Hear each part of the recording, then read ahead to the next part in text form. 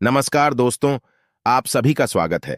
आपके अपने YouTube channel मानव जीवन में दोस्तों लाइफ में सभी आगे बढ़ना चाहते हैं और लाइफ में आगे बढ़ने के लिए हमें रोज ही कुछ नया सीखना चाहिए और आगे बढ़ना चाहिए।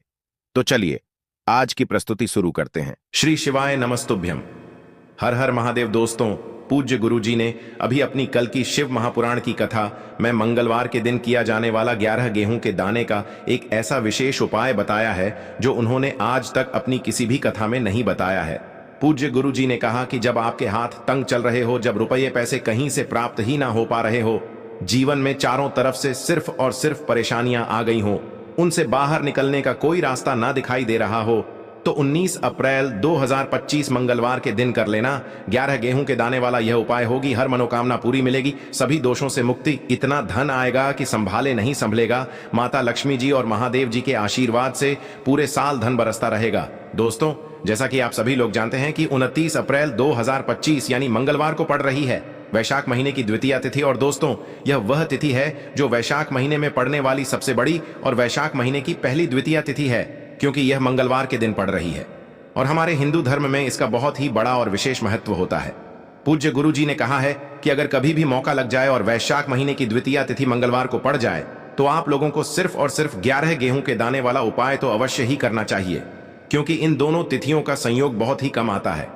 इसी के साथ दोस्तों, गुरु जी ने कहा है कि जब भी वैशाख महीने की द्वितीय तिथि पड़े तो आप लोगों को सिर्फ और सिर्फ 11 गेहूं के दाने वाला उपाय तो अवश्य करना चाहिए। यह उपाय इतना खास है कि अगर आपने सही मुहूर्त पर सही क्रिया अनुसार 11 गेहूं के दाने वाला यह उपाय कर लिया, जो प्राचीन काल के समय का महाउपाय है, तो मान के चलिए दोस्तों, महादेव जी के आशीर्वाद से आपके जीवन का कितना ही बड़ा दुख हो, उससे आपको मुक्ति मिल जाएगी। आपकी कोई भी मनोकामना हो, मान लीजिए आप नौकरी की तैयारी कर रहे थे तो आपकी नौकरी लग जाएगी, आपका बंद पड़ा व्यापार चल पड़ेगा। और दोस्तों, आप जिस बीमारी से आप बहुत दिनों से परेशान थे, उस बीमारी से आपको मुक्ति मिल जाएगी। आपके जीवन में धन आना शुरू हो जाएगा, आपके जीवन में धन आने के नए नए रास्ते खुल जाएंगे। और मान के चलिए दोस्तों, फिर आपको किसी भी प्रकार की परेशानी का सामना नहीं करना पड़ेगा। इसीलिए दोस्तों, 29 अप्रैल मंगलवार के दिन आप लोगों को इस वाले उपाय को जरूर कर लेना है। भले ही आपने पूरे साल भर इस उपाय को ना किया हो, पर अगर आपने इस वैशाख महीने में पड़ने वाली द्वितीया के दिन अगर इस वाले उपाय को कर लिया तो आपको इस उपाय को करने का वह फल मिलेगा जिसकी आपने कभी कल्पना भी नहीं करी होगी। इसीलिए आप लोग इस गेहूं वाले उपाय को एक बार जरूर कर लेना, ताकि आप लोगों के हाथ से यह मौका ना जा सके और आपको इस उपाय को करने का फल मिल सके। दोस्तों, यह उपाय पंडित जी ने अपनी अभी की ही शिव महापुराण की कथा में बताया है, जो इस उपाय को आज हम आपको बहुत अच्छे से समझाने वाले हैं। इस वीडियो को देखने के बाद इस उपाय को समझने के लिए आपको कोई और वीडियो को देखने की जरूरत नहीं पड़ेगी। तो दोस्तों, इस उपाय को आपको कैसे करना है, कब करना है, कहां पर करना है और उपाय को करते समय आपको किन किन गलतियों को नहीं करना है और आपको किन किन बातों का ध्यान रखना है, ये सारी जानकारी हम आपको इस वीडियो में देंगे। तो चलिए भक्तों, उपायों को शुरू करते हैं। अगर आप भी चाहते हैं कि महादेव जी का आशीर्वाद आप पर सदैव बना रहे तो वीडियो को लाइक करें, चैनल को सब्सक्राइब करें और कमेंट बॉक्स में हर हर महादेव जरूर लिखें। और अपने फायदे के लिए, गरीबी दूर करने के लिए इस वीडियो को पूरा देख कर जाना। यदि आज आपने वीडियो को बीच बीच में से देखा, काट काट कर देखा, तो जीवन में आपको कभी सफलता हासिल भी नहीं होगी। देखिए दोस्तों, यह 29 अप्रैल मंगलवार द्वितीया का दिन यह इतना खास होता है, इतना महत्वपूर्ण होता है। देखा गया है कभी कभी बड़े बड़े पूजा पाठ अनुष्ठान से जो मनोकामना पूर्ण नहीं होते, वह 29 अप्रैल मंगलवार के दिन एक छोटे से उपाय करने से ही आपकी मनोकामना पूर्ण हो जाती है। अब हम समझते हैं इस वाले उपाय को हमें करना किस समय है। इस 11 गेहूं के दाने वाले उपाय को हमें इस मंगलवार के दिन करना किस समय है। तो देखिए, इस उपाय को करने का जो समय है वह सुबह का समय है और शाम का समय भी है। अब देखिए, यहाँ पर हम मुख्य रूप से सुबह का समय नहीं बोलेंगे, क्योंकि 29 अप्रैल मंगलवार द्वितीया का दिन है और इस दिन प्रदोष काल के समय का बहुत महत्व होता है। बाकी अगर सुबह के समय भी करेंगे तो भी अच्छा होगा, उसमें कोई भी दिक्कत वाली बात नहीं है। तो चलिए जानते हैं इस विशेष उपाय के बारे में। लेकिन उससे पहले एक प्रार्थना, अगर आप इस चैनल पर नए हैं तो आप इस वीडियो को लाइक करें, चैनल को सब्सक्राइब करें और कमेंट बॉक्स में आप अपनी राशि या अपना नाम जरूर डाल दें, क्योंकि हम राशि से जुड़ा भाग्य भी बताते हैं और भाग्य में चल रही परेशानियों को दूर करने के लिए वह आसान से आसान उपाय भी बताते हैं। तो चलिए अब हम अपने सबसे पहले उपाय की बात कर लेते हैं। देखो, गुरुजी ने कहा है कि अगर मंगलवार के दिन वैशाख महीने की द्वितीय तिथि पड़ जाए तो इस दिन आपको 11 गेहूं के दाने वाला उपाय तो अवश्य ही करना चाहिए। देखो, यह उपाय यदि आपके जीवन में कर्जा बहुत अधिक है, आपके जीवन में संकट बहुत अधिक रहते हैं, आपके ऊपर बहुत अधिक विपदा आ रही है, बार बार आपको अपने व्यापार में और अपने धन में हानि देखने को मिल रही है, यानी कि आपको प्रत्येक कार्य में हानि हो रही है, तो आपको यह उपाय करना चाहिए। देखिए, इस उपाय के लिए आपको 11 गेहूं के दाने आपको लेने हैं। ठीक है, 11 दाने लेने के बाद में आपको जरूरत होगी चावल के दानों की। 11 चावल के दाने और 11 गेहूं के दाने, और चावल के दाने खंडित नहीं होने चाहिए। अब आप कहोगे, भैया गेहूं कहां से लेने हैं? देखो, आपको किसी भी किराना स्टोर पर गेहूं के दाने आपको आसानी से मिल जाएंगे, जाकर ले लेना, ठीक है ना। 11 गेहूं, 11 चावल के दाने लेने हैं। साथ ही साथ आपको एक तांबे का लोटा लेना है, और उस तांबे के लोटे में आपको जल भरना है। जल आपका खुद के घर का होना चाहिए, मंदिर का नहीं होगा। अब आप ये सब सामग्री लेकर पहुंच जाओगे महादेव के शिवलिंग के पास में। शाम के टाइम पे प्रदोष काल में देखो, जब आप ये उपाय कर रहे हो तो अपना फेस रखना उत्तर दिशा, नॉर्थ डायरेक्शन की तरफ। अब यहां पर जो मैं आपको क्रम बताने जा रहा हूं ना, उस मेरे क्रम को बहुत ध्यान से सुनिए। महादेव को अगर कोई सबसे प्रिय है ना, तो उनकी सबसे छोटी पुत्री, जिनका नाम है माता अशोक सुंदरी, जो आपके पास में चावल के 11 दाने हैं ना, उन चावल के 11 दानों को माता अशोक सुंदरी के स्थान पर आपको अपना नाम और गोत्र बोलते हुए समर्पित कर देने हैं, है ना। और चावल के दानों को रखने के बाद में जो आपके पास में तांबे का लौटा है ना, उस तांबे के लौटे को कहीं पे भी हम जल नहीं चढ़ेंगे। सिर्फ और सिर्फ माता पार्वती का जो हस्त कमल आपको दिख रहा है, यहीं पे गोल गोल आपको समर्पित करना है, उसी जल को, और कहीं नहीं। ना तो माता अशोक सुंदरी के स्थान पर, ना तो शिवलिंग के ऊपर, सिर्फ आपको यहां पे गोल गोल जलाधारी पर आपको उस जल को समर्पित करना है। अब आपके पास में बचे हुए हैं 11 गेहूं के दाने, और बचे हैं उन्हीं 11 गेहूं के दाने को आपको अपनी मनोकामना, अपने विशेष कहते हुए महादेव के शिवलिंग के ऊपर, अगर आप मंगलवार द्वितीया के दिन प्रदोष काल में समर्पित कर देते हैं, तो आपकी जो भी मनोकामनाएं होंगी, जो भी विश होंगी, महादेव पूरी जरूर करते हैं। अन्न को समर्पण करने से, उस खासकर गेहूं को समर्पण करने से हमारी इच्छाएं पूरी होती हैं। और अगर वह दिन मंगलवार का दिन हो, तब तो इससे सुंदर संयोग कुछ भी नहीं हो सकता। आपकी इच्छाओं को पूरा करने के लिए बहुत स्पेशल, बहुत प्यारा सा उपाय आप सभी को जरूर करना है। ध्यान में रखिएगा, यह उपाय प्रदोष काल में करना है। देखो, गुरुजी ने कहा है, भगवान शिव के शिवलिंग पर 33 कोटि देवी देवताओं का वास होता है। अगर हम शिवलिंग के सामने कुछ भी उपाय करते हैं तो हमारे सभी देवी देवता हमसे खुश हो जाते हैं। यह उपाय आपको अवश्य करना है। देखो, सुबह के टाइम नहीं कर सकते, ठीक है। अब बात करते हैं अगले उपाय की। देखिए, इस उपाय के लिए आपको मात्र 1 लौंग का जोड़ा लेना है, यानी कि 2 फूल वाली लौंग लेनी है। साथ में आपको मात्र थोड़ा सा शहद लेना होगा, और इसी के साथ में आपको तांबे के पात्र के अंदर शुद्ध जल लेना होगा।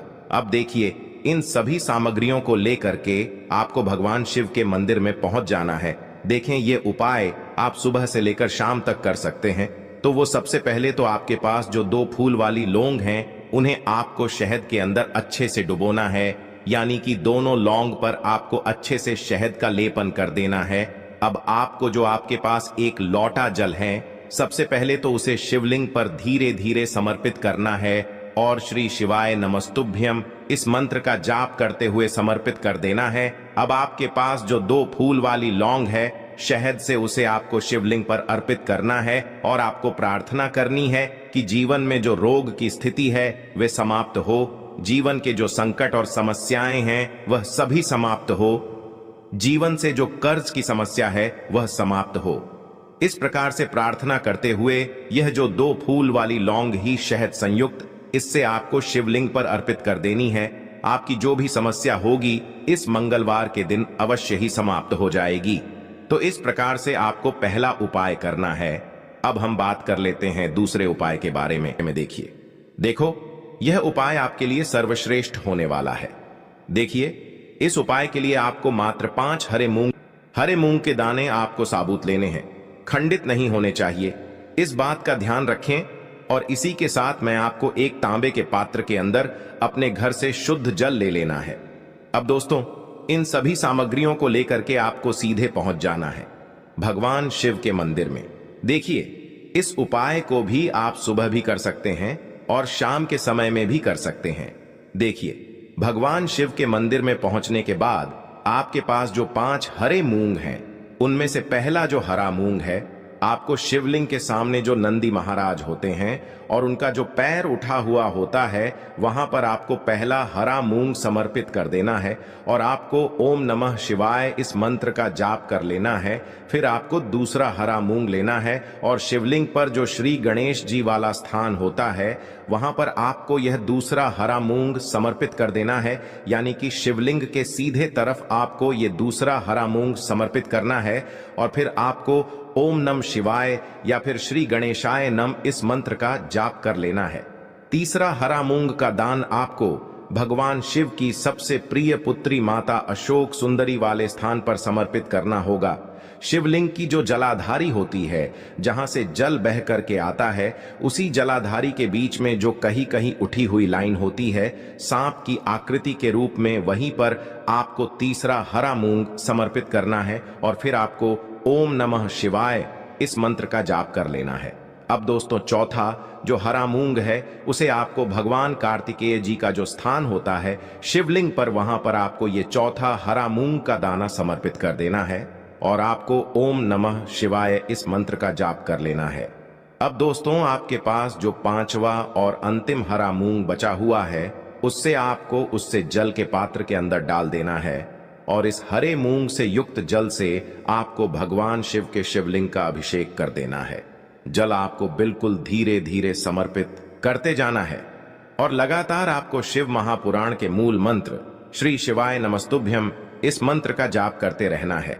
फिर आपको शिवलिंग के सामने बैठकर, यदि आप अपने बच्चों के लिए ये उपाय कर रहे हैं, यदि आप अपने बच्चों की बुद्धि ज्ञान और विवेक के लिए उपाय कर रहे हैं, तो उसके लिए आपको प्रार्थना कर लेनी है, या फिर व्यापार में वृद्धि करने के लिए ये उपाय कर रहे हैं तो उसकी कामना करते हुए आपको प्रार्थना कर लेनी है, या फिर अपनी नौकरी के लिए कर रहे हैं, या फिर अपने इंटरव्यू के लिए, या फिर धन की प्राप्ति के लिए कर रहे हैं, जिस भी कामना के लिए आप उपाय कर रहे हैं उसे परिपूर्ण करने के लिए आपको महादेव से प्रार्थना कर लेनी है और फिर आपको वापस अपने घर आ जाना है। पूज्य गुरु जी ने कहा है कि जो भी व्यक्ति इस उपाय को कर लेता है तो यकीन मानिए आपके जीवन की जो सारे संकट, कष्ट और बाधाएं ही वो सभी समाप्त होंगे। अब हम बात करते हैं अगले उपाय की।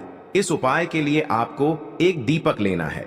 दीपक आप मिट्टी का भी ले सकते हैं और शुद्ध आटा मढ़कर उसका दीपक भी आप तैयार कर सकते हैं। दीपक के अंदर गोल बाती का प्रयोग करना है और दीपक के अंदर आपको शुद्ध घी का प्रयोग करना है। इसी के साथ में आपको मात्र एक फूल वाली लौंग लेनी होगी। अब यह एक दीपक और एक फूल वाली लौंग लेकर के सीधा आपको पहुंचना होगा बरगद के वृक्ष के वहां पर। देखिए, सबसे पहले तो आपके पास जो एक फूल वाली लौंग है उससे आपको बरगद के वृक्ष की जड़ में समर्पित करना है। देखिए, अगर आपके जीवन में कोई भी बड़ा संकट आने वाला है, कोई भी बड़ा कष्ट आने वाला है, तो वह इस उपाय के माध्यम से दूर होने वाला है। महादेव की विशेष कृपा रहेगी कि जो भी संकट आपके जीवन में आने वाला होगा वह भी दूर हो जाएगा। तो आपको एक लौंग समर्पित करनी है बरगद के वृक्ष की जड़ में और वहीं पर आपको जो है गोल बाती वाला दीपक जो आप लेकर के गए हैं उससे भी वहां पर प्रज्वलित कर देना है। वटकेश्वर महादेव का स्मरण करते हुए देखिए, जब भी आपको जीवन में इस साल लगने लगे कि आपके जीवन में कुछ भी अच्छा नहीं चल रहा है, तब भी आप कोई उपाय करना है तो इस प्रकार से आपको ये उपाय करना है। अब हम जान लेते हैं चौथे विशेष उपाय के बारे में। देखें, यदि आपके विवाह में, शादी में कोई भी समस्या आ रही है, यदि आपका जो कर्ज है वह दिन पर दिन बढ़ते ही जा रहा है, तो आपको ये चमत्कारी उपाय करना चाहिए। कोई भी समस्या अगर जीवन में है तो उसे दूर करने के लिए आप कोई उपाय करना चाहिए। मंगल दोष से जुड़ी हुई समस्या भी है तब भी आपको ये उपाय करना चाहिए। देखिए, इस उपाय के लिए आपको एक तांबे के पात्र के अंदर अपने घर से शुद्ध जल लेना है और इसी के साथ में आपको एक चुटकी लाल चंदन लेना होगा। अब आपको क्या करना है कि जो लाल चंदन आपने लिया है उसे आपको उससे जल के पात्र के अंदर डाल देना है और ये जल्द जो है आपको लाल चंदन से युक्त तैयार कर लेना है और ये लाल चंदन से युक्त जल आपको भगवान शिव के मंदिर में लेकर के पहुंचना है। लेकिन ये उपाय भी आप सुबह से लेकर के शाम तक कर सकते हैं।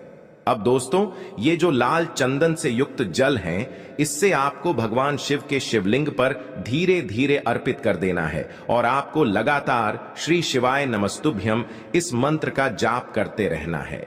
देखिए, यदि आपके जीवन में विवाह से जुड़ी समस्या चल रही है तो आपको मंगलेश्वर महादेव का स्मरण करना है, और जीवन में अधिक कर्ज की समस्या है तो आपको आरण मुक्तेश्वर महादेव का स्मरण करना है। देखना, एक दिन आपकी सब तरह की समस्या जल्दी ही समाप्त हो जाएगी। तो इस प्रकार से आपको ये चौथा उपाय करना है। अब हम जान लेते हैं अंतिम और पांचवें उपाय के बारे में। देखिए, मंगलवार का दिन है और हनुमान जी भगवान शिव के रुद्र अवतार हैं, तो यह उपाय और भी खास हो जाता है। तो ये जो उपाय है विशेषकर आपको हनुमान जी के वहां पर ही करना होगा। देखिए, जब भी आपको ऐसा लगने लगे कि आपके जीवन में जो कर्ज है वह समाप्त ही नहीं हो पा रहा है, दिन प्रतिदिन बढ़ते ही जा रहा है, कष्ट जो है वह दिन प्रतिदिन बढ़ते ही जा रहे हैं, कष्ट जो है वह समाप्त ही नहीं हो पा रही है, यानी कि जीवन में जब भी कोई विपदा आती है, संकट आता है, तो हमें संकट मोचन हनुमान जी के मंदिर में जाना चाहिए। लेकिन यह उपाय बहुत ही खास है। इस उपाय के लिए आपको एक चौमुख दीपक तैयार करना होगा। आपको एक दीपक लेना है, दीपक के अंदर 4 बातियां लगानी है। देखो, बाती के लिए आपको मोली वाला धागा आता है कलावा का, उसकी भी बना सकते हैं, या फिर आप सफेद रुई की जो बत्तियां हैं उन्हें भी बना सकते हैं। अब आपको लेना है एक कटोरी सरसों का तेल, और अब इस दीपक के अंदर या तो आपको चमेली का तेल डालना है, या फिर जो आपने एक कटोरी सरसों का तेल लिया है उसमें आपको सरसों का तेल डालना है, और इसी के साथ में आपको मात्र एक फूल वाली लौंग भी लेनी है। देखिए, अब जो ये दीपक है और लौंग है, इन दोनों का आपको हनुमान जी के मंदिर में लेकर के पहुंचना है। अब सबसे पहले तो ये जो चौमुखी दीपक है, इसे आपको हनुमान जी के सामने प्रज्वलित करना है। दीपक को प्रज्वलित करने के बाद आपको वहीं पर एक बार हनुमान चालीसा का पाठ करना है, या फिर आप आरणमोचक मंगल स्तोत्र का पाठ भी कर सकते हैं। अब आपके पास जो एक फूल वाली लोग है, उनसे आपको अपने सीधे हाथ में रखना है। आपको प्रार्थना करनी है हनुमान जी से कि जीवन की जो भी संकट है, विपदा है, वो सभी आपकी कृपा से दूर हो। और ये जो एक लौंग है, इससे भी आपको उससे चौमुखी दीपक के अंदर डाल देनी है और अपनी मनोकामना बोल देना है। गुरु जी कहते हैं कि कुछ दिनों में ही आपकी सब मनोकामना पूरी हो जाएगी। तो इस प्रकार से ये सुंदर सा और सरल सा उपाय करना है। आपको लेना है एक गोल बाती का दीपक। आप चाहें तो मिट्टी का ले सकते हैं, या फिर घर से शुद्ध आटा मढ़कर उसका दीपक आप तैयार कर सकते हैं। इसके बाद आपको लेना है शुद्ध गाय का घी। अगर वो नहीं है तो कोई भी देसी घी इस्तेमाल कर सकते हैं, जिससे आपको दीपक प्रज्वलित करना है। देखो, अब ये सब सामग्री लेकर आपको जाना है प्रदोष काल में आपके घर पर तुलसी जी के घेरे के पास में। देखो, ये उपाय तो आपको अवश्य करना है। देखो, वहां पहुंचकर सबसे पहले वो दीपक आपको प्रज्वलित कर देना है और ओम नमो भगवते वासुदेवाय नमः का 11 बार जाप करना है।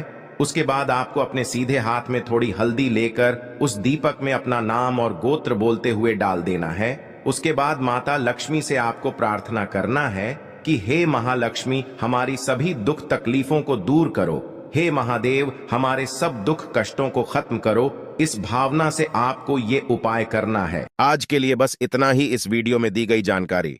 अगर आपको अच्छी लगी हो तो प्लीज हमारे चैनल मानव जीवन को सब्सक्राइब करें, लाइक करें, और हमारे वीडियो में अंत तक बने रहने के लिए धन्यवाद।